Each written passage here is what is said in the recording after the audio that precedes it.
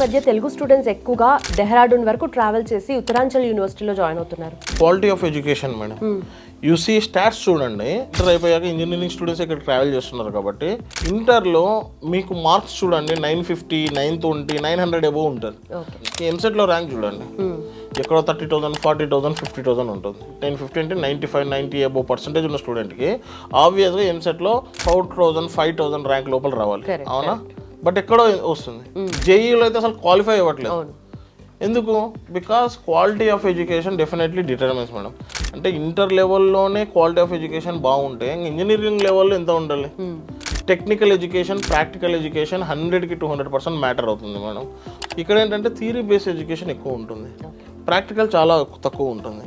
So ఇంజనీరింగ్లో ఏంటంటే ఉత్తరాంచల్ యూనివర్సిటీలో మెయిన్గా 40% థియరిటికల్ ఎడ్యుకేషన్ ఉంటే 60% ప్రాక్టికల్ ఎడ్యుకేషన్ ఉంటుంది. మెజారిటీ స్టూడెంట్ క్లాస్ రూమ్లో తను సబ్జెక్ట్ అనాలిసిస్ చేస్తాడో దాన్ని ప్రాక్టికల్గా హాఫ్ డే ఇంకో హాఫ్ డే ఇంప్లిమెంట్ చేయాలి. అప్పుడే స్టూడెంట్కి సబ్జెక్ట్ అనేది ఎన్హాన్స్ అవుతుంది, స్కిల్ అనేది ఎన్హాన్స్ అవుతుంది.